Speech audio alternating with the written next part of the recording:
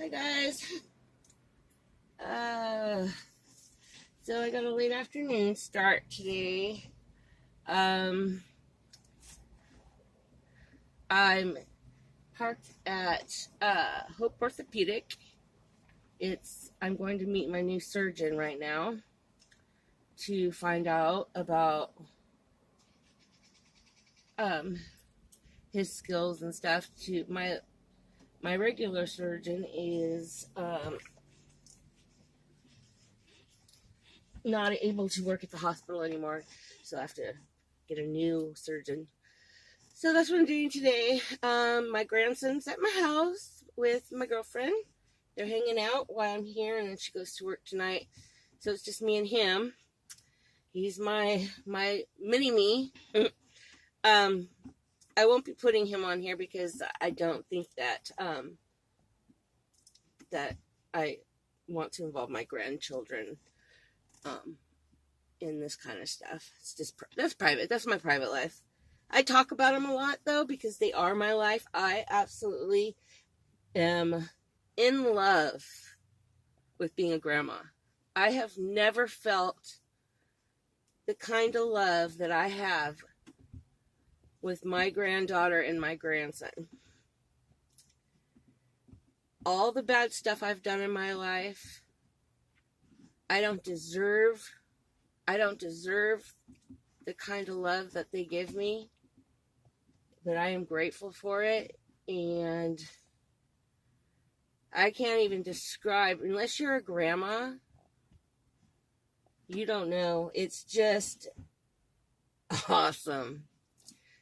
It's awesome. So today I'm going to talk a little bit about 16. I was 16 years old. I had run away. I was a runaway a lot. I was completely strung out on heroin. I went to a club. I went to a club in Medford, Oregon called Fat City. And it was this downtown Medford area that it's kind of down by the old train track and train. I don't even know what to call it. It's just downtown. It's creepy, bad part of town. And they had this huge club in there, and it was 18 and up. No, 18 and down. 18 to 13, I think it was what it was, because it was for minors. And they made these big, huge, pretty drinks, but they had no alcohol in them and whatnot. So I went there with some friends. My friends didn't use. My friends at that time didn't know I used. They had no idea. They had no idea. And so we were downtown, and I told my friends that that I wanted to go outside to smoke some pot, I said. And so I went out there, and there was a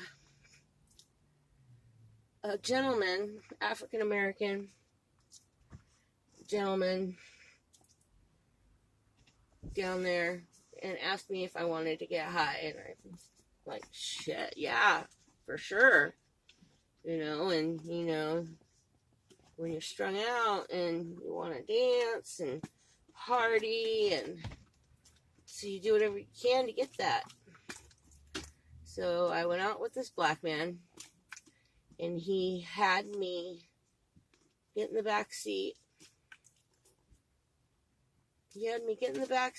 And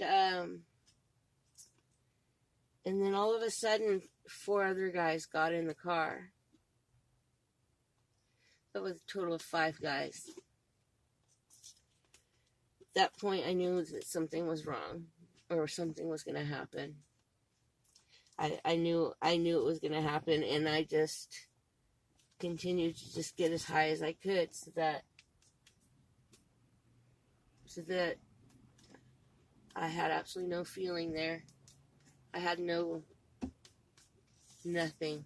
There was nothing there. I got myself so high that when they raped me, one after another,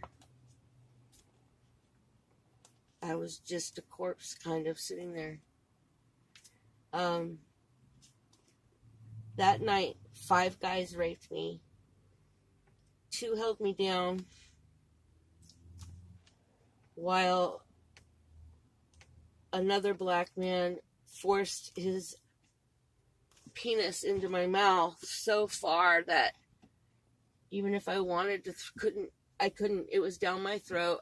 I could barely breathe as they were laughing and calling me white bread, honky cracker bitch, while another one was putting his penis inside of me, and it was so large. I remember his dick was so large that I thought I was gonna die. Like, I thought I was gonna crack open. And so, obviously, they didn't continually rape me. I mean, that lasted a couple of hours as they train robbed me or whatever. And then they made me clean their house. And it was obvious that they messed this house up on purpose so that whoever they brought to their house was going to clean it. And that would be me. That was me. They made me wash dishes. There was tons of them. It almost looked like people brought dishes to their house for me to wash. And then scrub their walls. And they had urine all over the walls.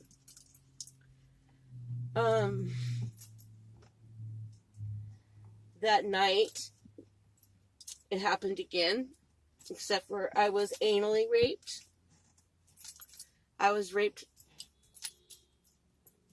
by all of them for 3 days.